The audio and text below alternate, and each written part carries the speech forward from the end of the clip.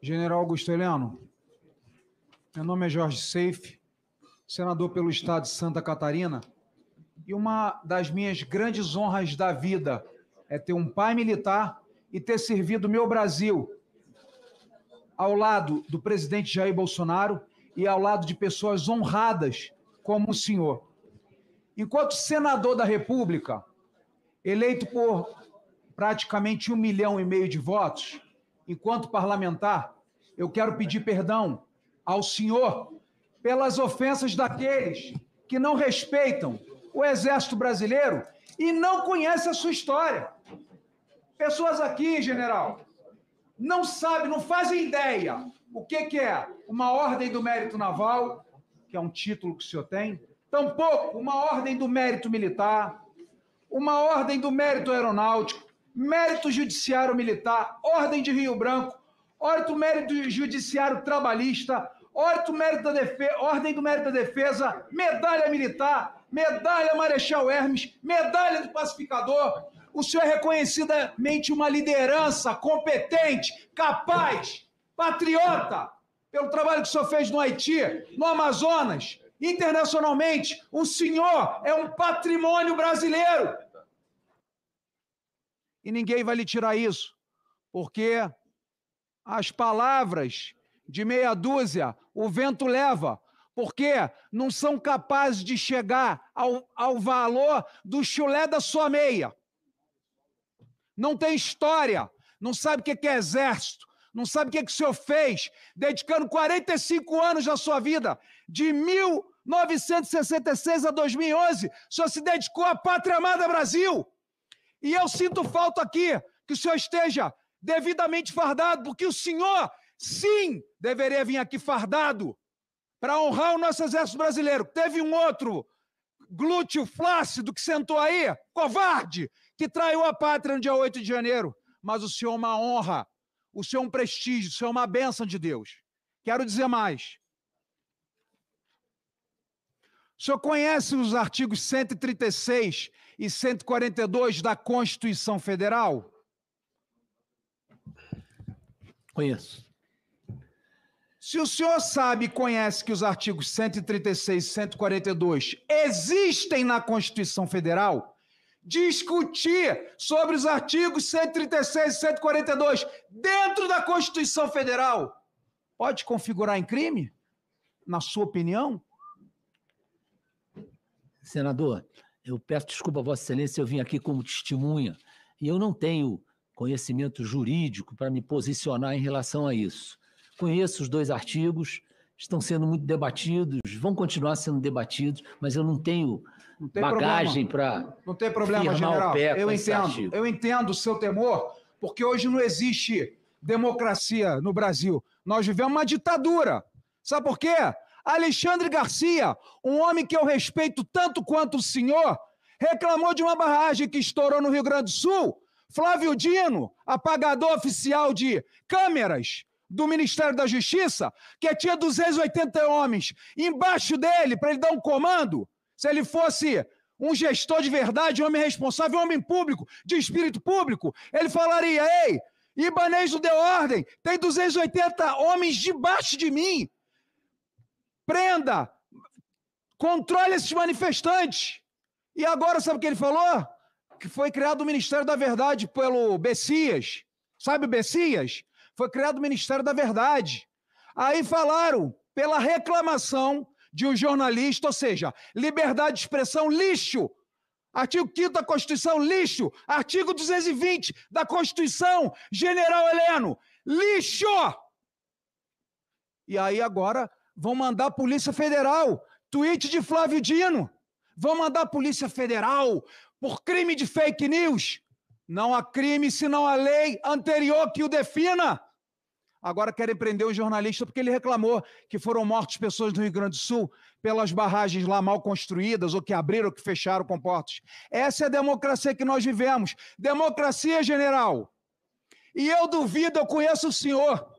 Eu passei 4 anos nessa Brasília e quantas vezes tive a oportunidade de ouvir suas sábias palavras, ouvir do seu patriotismo, das suas missões, da sua trajetória, da sua família. E a minha família honrosamente conhece a do senhor e admira o senhor.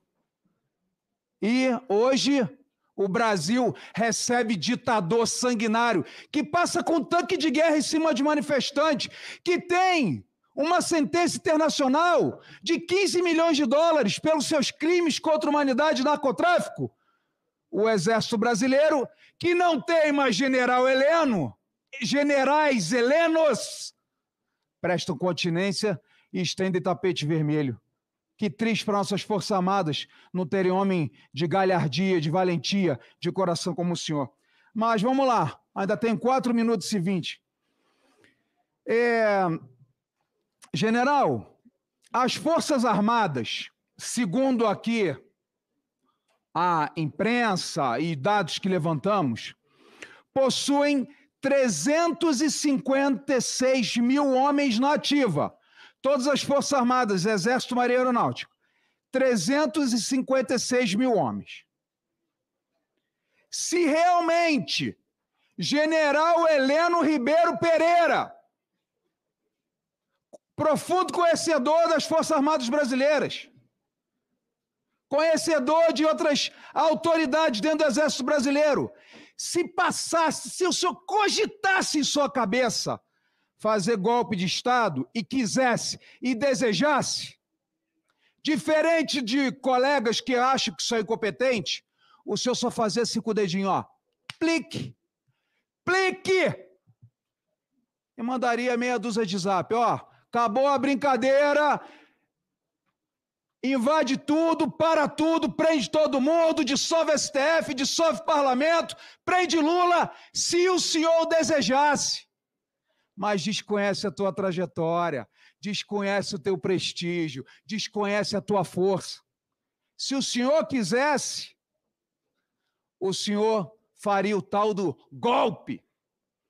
Eu estudo um pouco de golpes militares por todo o mundo. Panamá, Vietnã, Bolívia, Cuba, Venezuela e tantos outros, Camboja, já estudei vários. E eu vou lhe fazer agora a pergunta, general. O senhor já viu golpe de Estado sem liderança?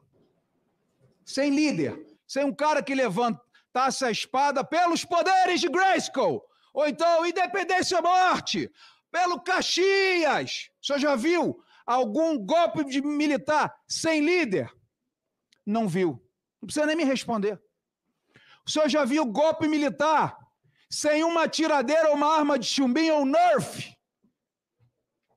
Não, quanto mais sem arma de fogo. Esse povo aqui não sabe a diferença de um calibre 22 para o 762. Não sabe o que é a força de umas Forças Armadas, general.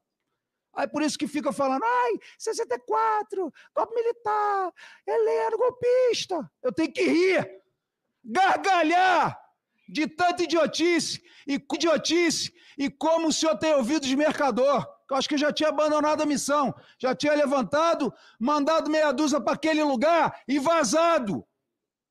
Porque o senhor é um homem de respeito, o senhor serviu ao nosso país e hoje ainda tem que ser ofendido por um monte de pirralho, ignorante, comunista, que presta continência para Maduro.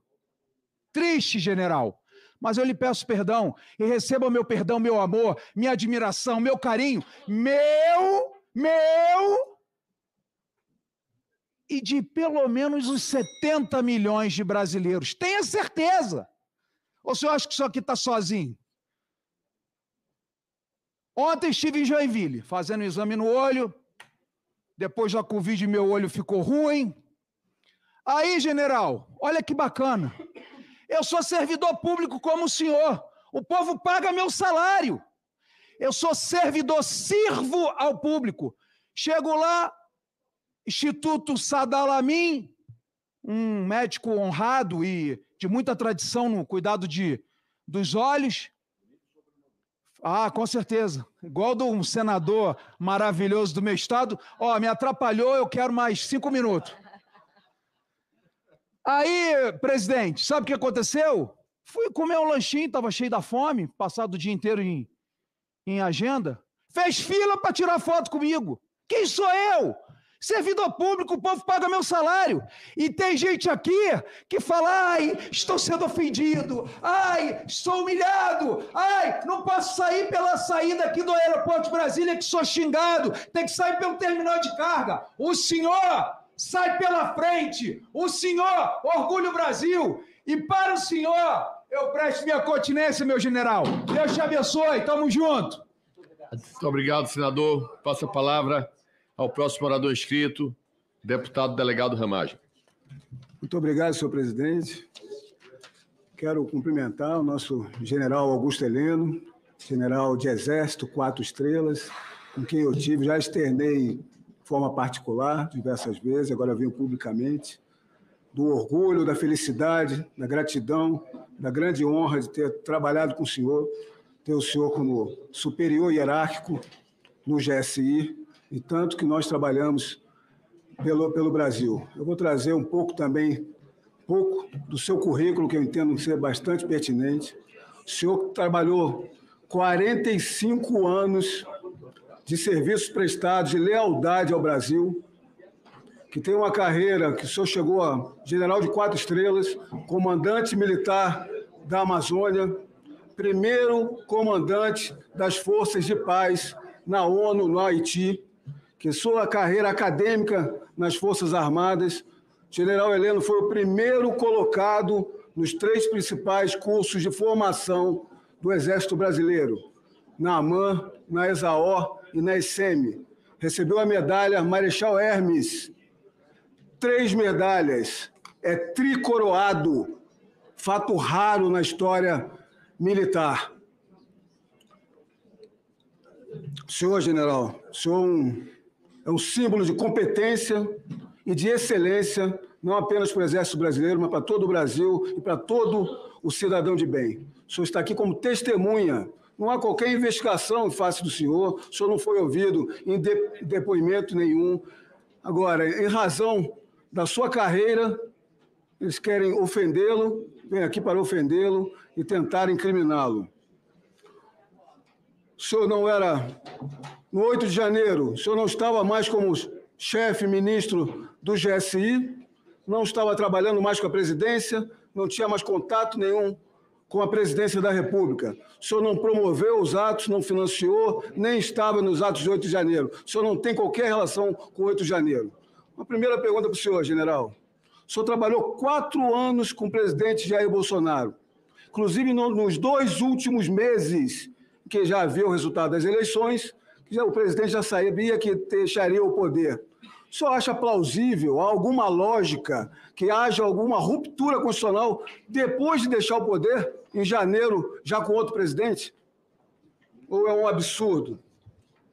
Eu acho que é uma especulação que não tem fundamento, é uma coisa que normalmente não aconteceria, como não aconteceu, e a própria posição do presidente, eu já falei isso aqui umas 2 ou 3 vezes hoje, o presidente Bolsonaro, ele estabeleceu, principalmente conosco, que estavam muito próximos, que ele ia jogar dentro das 4 linhas. Não aceitou nenhuma proposta que atravessasse a Constituição, que pudesse causar um abalo profundo no país e podia causar até uma guerra civil. Ele nunca se propôs a partir nesse caminho. Ele sempre se colocou... Ele tem a maneira dele de falar, mas jamais ele cogitou... Como nós todos sabemos. De fazer isso. É uma invenção ilógica, inclusive. O senhor era o ministro-chefe do GSI no 7 de setembro de 2022 e 2021, general. O senhor se lembra quantas pessoas havia na esplanada dos ministérios ali no 7 de setembro de 2022 e 2021? É cifra de 1 milhão de pessoas. Né? Mais de 1 milhão. Algum prédio público sofreu algum dano? Não, nada.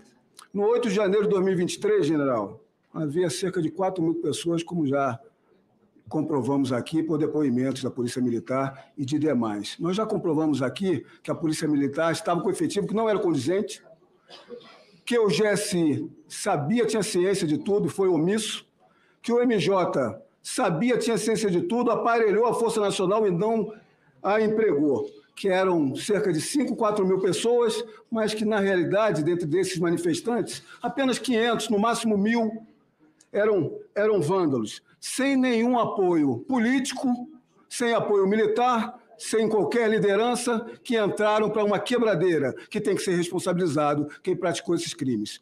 Eu entro na pergunta que não foi feita. Fazendo um comparativo da sua experiência, isso se trata de terrorismo, golpe de Estado? O que seria um golpe de Estado para o senhor?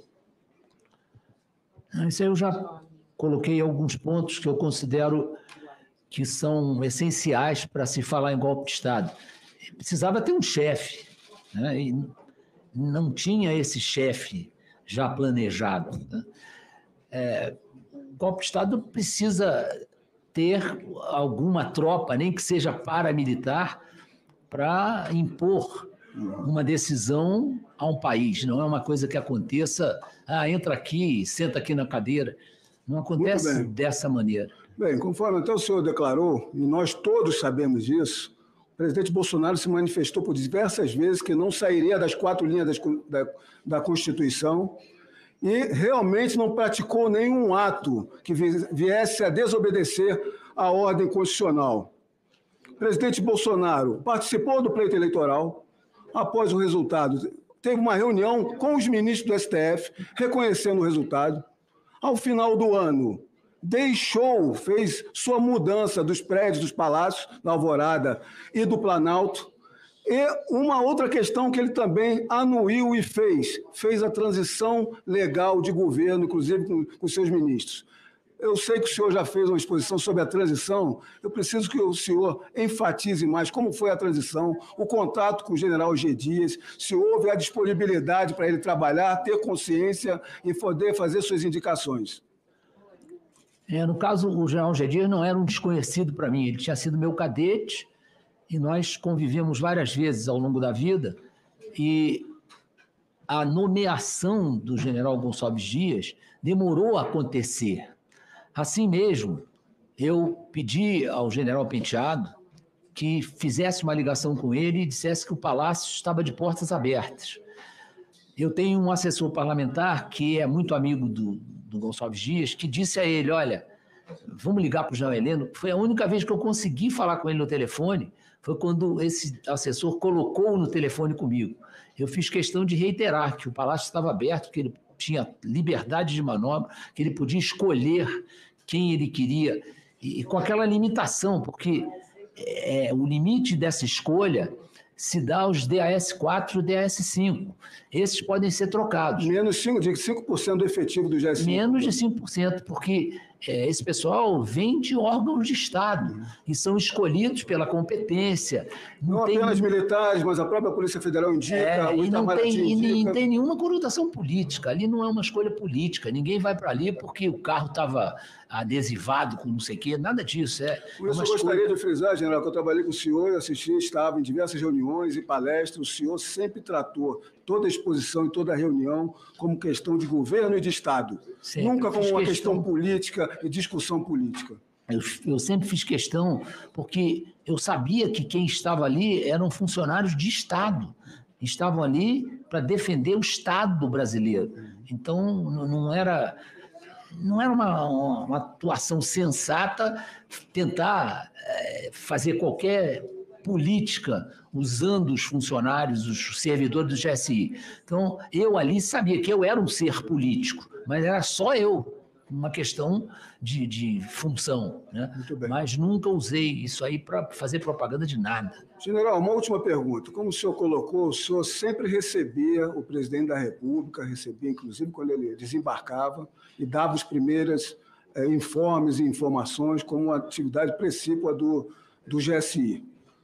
Na sua atividade, tendo alertas, informes de ameaças, possíveis ameaças, inclusive de invasão, dias antes, qual a certeza que o senhor tem que o senhor avisaria ao presidente da República? O presidente da República estaria ciente dessas ameaças tão demonstradas, não apenas pela BIM, como outros órgãos da Administração Pública Federal?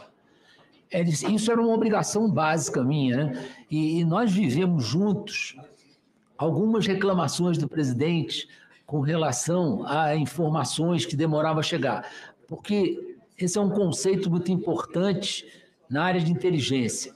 Uma coisa é um informe.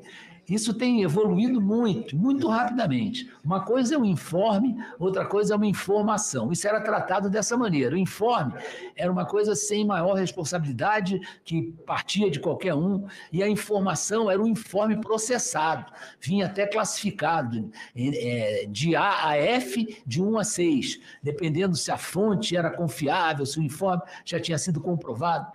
Isso, a velocidade do mundo hoje fez com que a informação acabasse assumindo o comando, mesmo que não passasse por todo esse processo. E nós várias vezes dissemos para o presidente, isso aí é informe, isso não é informação. Mas isso faz parte da evolução da humanidade. Então, acontecia isso realmente, e algumas coisas que eu tomava conhecimento, eu aguardava um pouco mais para consolidar aquela informação. É uma área bastante interessante e complicada. Muito bem. O tempo acabou. Obrigado, general. Muito obrigado, deputado Ramagem. Passa a palavra ao próximo orador inscrito, senador Marcos Rogério. Senhor presidente, senhoras e senhores parlamentares, cumprimento o general Heleno pelo depoimento que presta e pela firmeza, pela serenidade, pela paciência. E eu vou fazer algumas observações, mas não vou lhe fazer perguntas. Eu penso que está muito clara a tentativa dos governistas aqui, com a presença de Vossa Excelência, de tentar desviar foco, criar mais narrativas. O que nós temos nessa CPI é um legado de omissão, destruição de provas e investigação viciada, parcial, com indicativo de combinação entre quem relata e quem depõe e é membro do governo. Primeiro, nessa história toda, o Palácio do Planalto impõe sigilo às imagens de vazão. E a pergunta que fica é por quê? Queriam esconder o quê? Queriam esconder um plano de facilitação da invasão. Queriam ocultar a presença de G. Dias, o general-ministro do GSI, entre os manifestantes. Queriam esconder a decisão de G. Dias de não acionar o plano escudo e descartar o uso de 5.000 homens à disposição do Planalto. O efetivo do Batalhão de Guarda Presidencial, Polícia do Exército e 1º Regimento de Cavalarias de Guardas do Exército.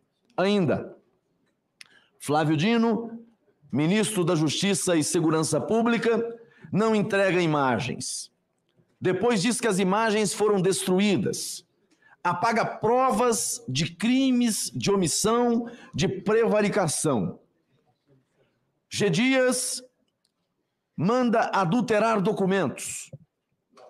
Destrói evidências de provas das conversas que teve dias antes, no dia 8 e após o dia 8. Informações que obtivemos aqui através da entrega dos dados telefônicos do Saulo, ex-ABIN.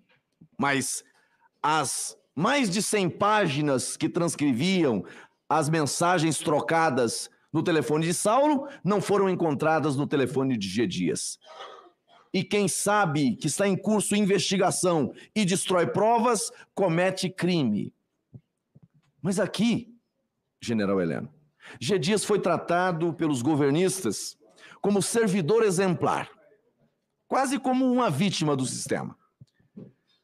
Os lulopetistas cobram providências do general Heleno, que era ministro do GSI no governo Bolsonaro e cumpriu bem a sua missão. Mas quando o general G. Dias, na mesma função de chefe do GSI, no dia 8 de janeiro, veio aqui, simplesmente lançaram mão de expedientes para acobertarem, para proteger. São cúmplices da cegueira deliberada, da omissão dolosa. Um ministro que, sabendo de tudo, nada fez para evitar o fatídico 8 de janeiro. Pelo contrário, aqui esteve o general Dutra. Apenas um pelotão foi chamado. Dos 5 mil homens que estavam à disposição, apenas um pelotão foi chamado. Ele sabendo de tudo o que estava por acontecer. E hoje, o senador Sérgio Moro trouxe aqui a informação, a Folha de São Paulo publica, também a Força Nacional tinha um relatório de inteligência apontando para tudo que aconteceria no dia 8 de janeiro. Sabiam antes, tiveram tempo para se preparar, para mobilizar todo o aparato de segurança, para usar de maneira efetiva o plano escudo e evitar a invasão ao Palácio do Planalto, aos prédios do Congresso Nacional e ao Palácio da Justiça. Escolheram não fazer nada, escolheram não agir, escolheram deixar acontecer. Eu repito, 5 mil homens à disposição. E aqui vem o general G. Dias. Primeiro ele culpa o Penteado. Depois ele terceiriza a polícia militar do GDF. Mas em nenhum momento teve a decência de dizer, eu errei. Errei no cálculo. Errei no dimensionamento. E não tomei as providências que deveria tomar por dever de ofício para proteger o Palácio do Planalto. 5 mil homens do batalhão da Guarda Presidencial, senhor presidente, estavam à disposição. Polícia do Exército, 1º Regimento de Cavalarias. Escolheu não chamar. Escolheu não usar a força. Escolheu deixar acontecer. Omissão clara, omissão evidente. Forças militares dispensadas, Força Nacional mobilizada, treinada, preparada, também dispensada. E a narrativa estava pronta. Tentativa de golpe. Tudo isso para lançar mão de algo que já estava guardado no bolso do paletó. A narrativa do golpe. Golpe sem armas, golpe sem um líder, golpe da narrativa, do discurso. Queriam um discurso. Tentativa de golpe para Bolsonaro continuar governando. Bolsonaro já não era mais presidente em 8 de janeiro, pastor Marco Feliciano. Bolsonaro já não estava mais no Brasil nessa data. E Bolsonaro é capitão. Mas na lógica dos lulopetistas, dos esquerdofascistas da vida, ou coisa que o valha, o capitão vira presidente no pós-golpe. Mas na diarreia verbal das narrativas, eles não conseguem colocar de pé aquilo que todos os dias repetem aqui, feito papagaios. Golpe. Golpe. O golpe é o golpe das narrativas. Então, senhor presidente, eu quero lamentar, porque Vossa Excelência, com todo o esforço que tem feito aqui, para tentar fazer essa CPI ter o mínimo de proveito no que faz, porque até agora não tem, tenta trazer aqui a Força Nacional, fazer o seu comandante do dia assentar na cadeira de testemunha para dizer o que viu, para dizer o que ouviu, para dizer da ordem que recebeu para não agir, porque lá estavam os pelotões da Força Nacional. E aí vem alguém que tem o dever de agir e diz, não, a Força Nacional estava presente, estava pronta, mas ela, para agir, dependia de uma solicitação do governador do Distrito Federal. Tem que ter muita paciência para ouvir uma asneira dessa e considerar como válida uma argumentação desse tipo. Ele convocou antes, ele colocou de prontidão, mas também escolheu não deixar agir. E por que não deixar agir? É preciso voltar no tempo para observar qual era o cenário naquele momento. os muitos questionamentos, as muitas dúvidas, as inquietações, o inconformismo. É preciso mudar a narrativa. É preciso colocar na parede aqueles que acusam. E conseguiram. E conseguiram. E conseguiram. O 8 de janeiro foi o golpe perfeito. O golpe das narrativas. A partir dele, o que nós mais ouvimos aqui é justamente essa palavra, golpe. Nós estamos diante do famoso caso do crime impossível. Sem armas, sem liderança, sem grupo paramilitar, um bando que invadiu. Então, eu lamento que a gente esteja aqui fazendo esse esforço todo nessa CPI e que a gente não consiga avançar para apurar aquilo que realmente importa. Eu repito aqui e concluo, senhor presidente. Eu nunca afastei aqui a imputação de crimes, a conduta daqueles que invadiram e praticaram o quebra-quebra. Cometeram crimes, sim. Mas cometeram crimes graves aqueles que tinham o dever legal, a obrigação legal de agir para proteger e não protegeram. Tudo isso era possível ser evitado e não foi. Muito obrigado, senhor presidente. Muito obrigado, senador. Passo a palavra ao próximo orador inscrito, que é o senador Magno Malta.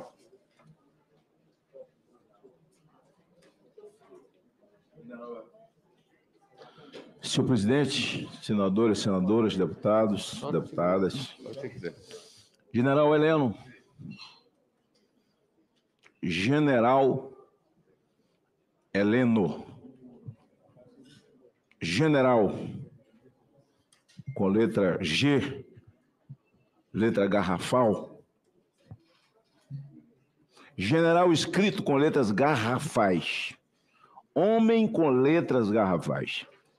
Eu não vou lhe dar continência, porque eu já não acredito mais em continência.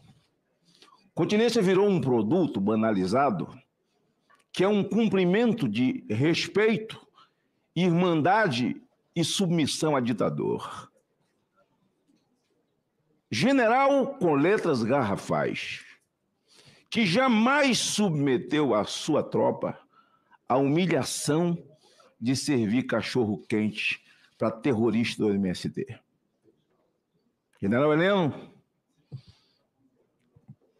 a sua trajetória fez com que a minha mãe pudesse nos criar correndo na rua, brincando até tarde da noite, as mulheres pudessem conversar sentadas à porta, no passeio das casas, como diz no interior da Bahia, acho que ainda é assim, é simples, no passeio da casa. Se o senhor estava lá, nos livrou do comunismo. A Marcha da Família pela Vida, comandada pela CNBB e pelo laureado Ulisses Guimarães e tantos outros, que pediram, livra-nos do comunismo. Eu fui criado na escola, no governo militar, onde os cadernos e livros traziam o hino nacional.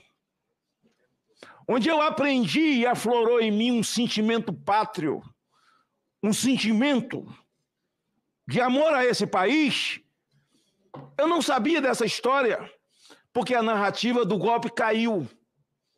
Um golpe sem arma, sem coturno, como diz o deputado Marcos Feliciano, acabou de dizer Marcos Rogério, um golpe sem comandante.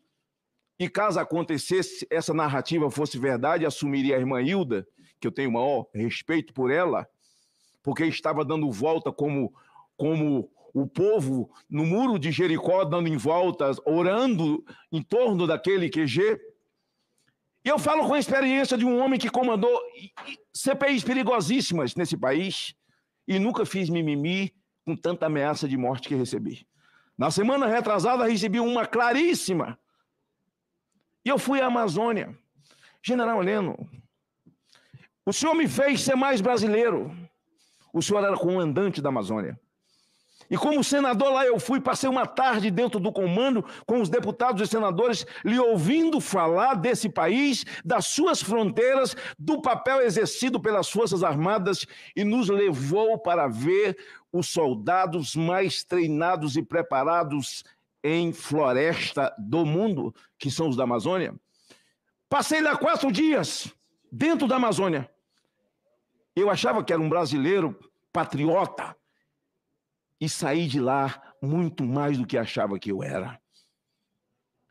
Vossa Excelência, a sua vida é tão digna que aqui, sendo acossado por quem quer implantar narrativas para defender quem apagou imagens, e é um servidor público, apesar de ser senador, está na condição de servidor público e poderia ter sido convocado para essa CPI, não foi?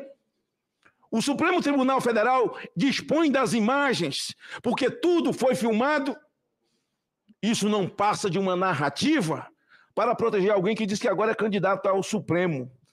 Eu até que gostaria de ver ele sabatinado aqui para ver se essa valentia toda que ele dá entrevista, esse machão todo que ele manda no Brasil, que ele toma as armas, né? E que ele está diminuindo o crime, e ele contar histórias de valentia de que vai acontecer se não votar nas 2 casas, nós fazemos juntamente com o Supremo. É um valentão. Eu não sei o que é que os petistas raiz mesmo, que fundaram o PT, não sei como é que eles se sentem vendo essa valentia do Dino, mas se ele for candidato ao Supremo, eu já voto contra. Mas eu quero ver a valentia dele na CCJ sendo sabatinado, passando de porta em porta, de gabinete em gabinete, dizendo: vou cumprir a Constituição, eu vou cumprir, quando chega lá, serei guardião da Constituição. Eita, essa música é velha demais, já caiu, essa música é domínio público. Todos eles têm essa frase decorada. Sai daqui como guardiões da Constituição, quando lá chegam. Nós não estamos vivendo a época em que se faz dosimetria, onzimetria, sei lá, mas o Brasil está vivendo a onzimetria agora. Eu estou esperando o indicado. Diz que o Bessias é também, né? Aquele que, quando falou o nome de Lula na Marcha para Jesus, foi vaiado lá.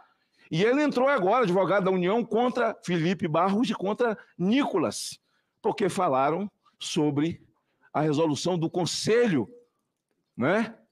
Que fala em legalização de aborto.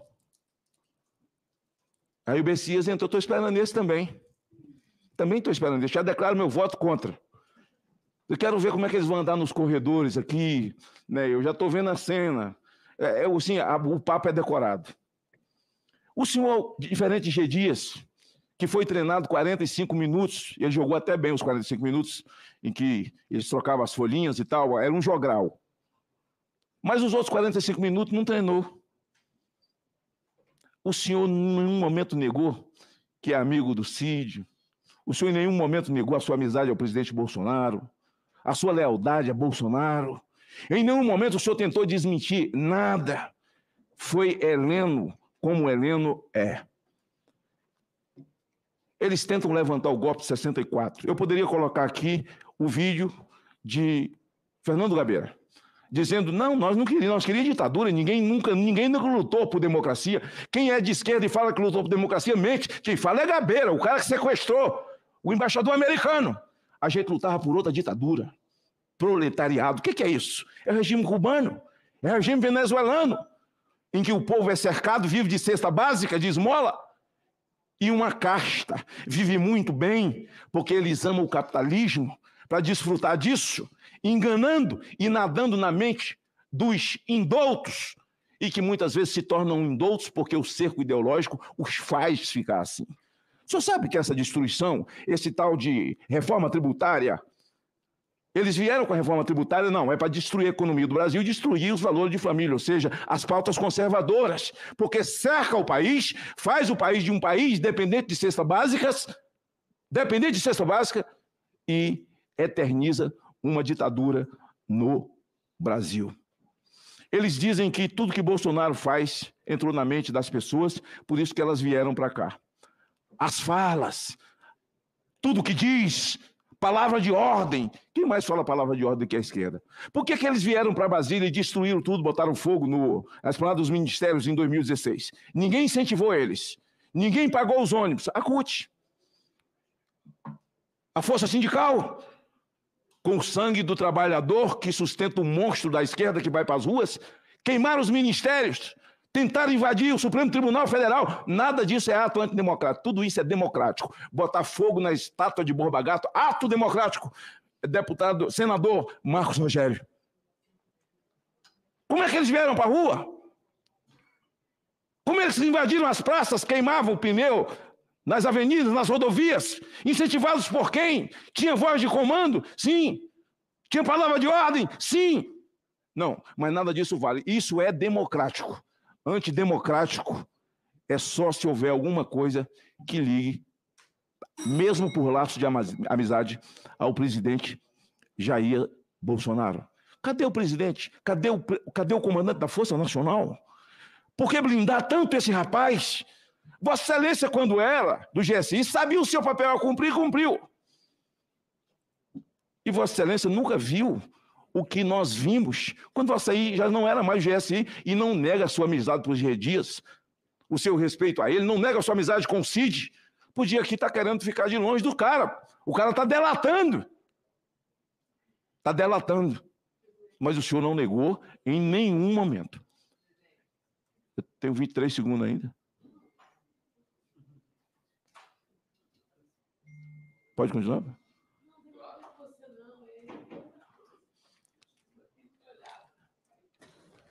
Olhe para ela, presidente. Sem olhar. Presidente, eu já encerro a minha fala. Brincadeira, Laurinha. Dizendo que aqueles que chamam... Eu vi uma fala aqui hoje, e assim eu engoli para não atrapalhar, porque o presidente não gosta que atrapalha, não dei uma de Abílio, engoli, fui lá, bebi café lá dentro, fiquei lá. Bolsonaristas,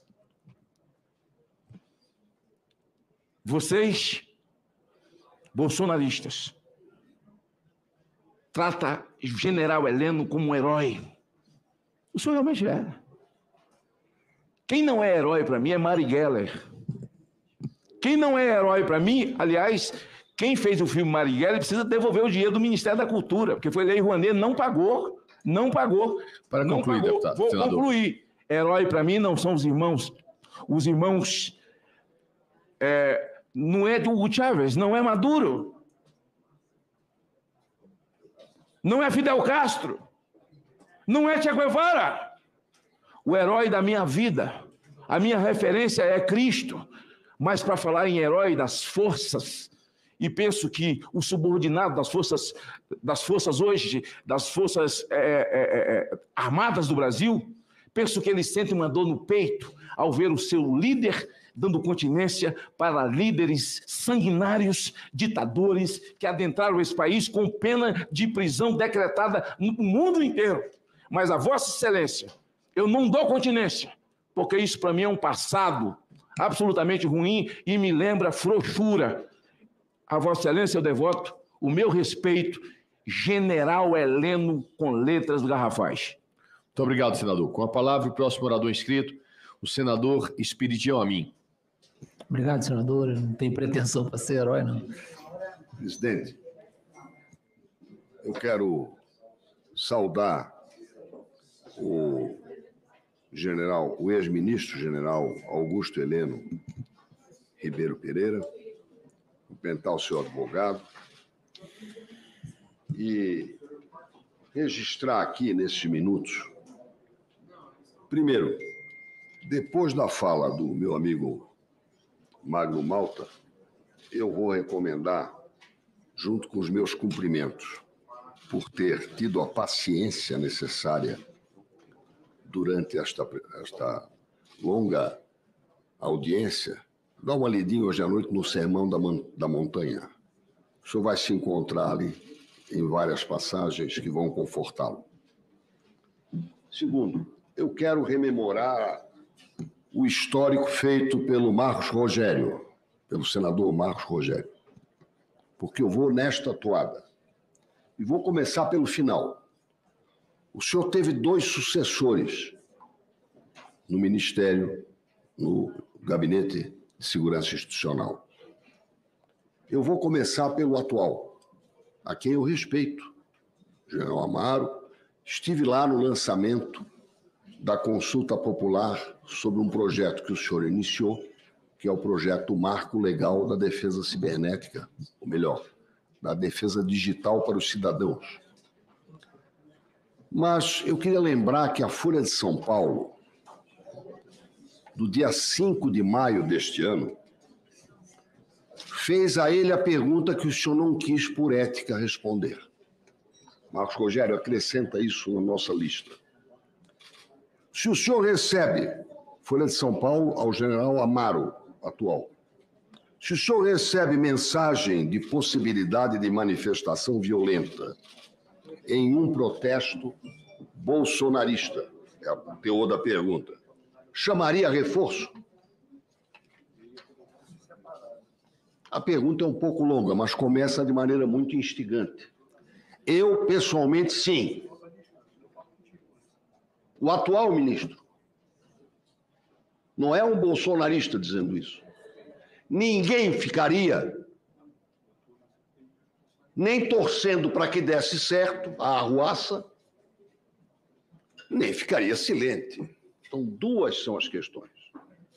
Vamos ter problemas, senadora Elisiane Gama. Respeito e carinho, quero dizer, não foi ao meio-dia, foi antes das 9 da manhã do domingo que o general Gonçalves Dias, então ministro do GSI, disse, vamos ter problema. A senhora hoje falou meio-dia.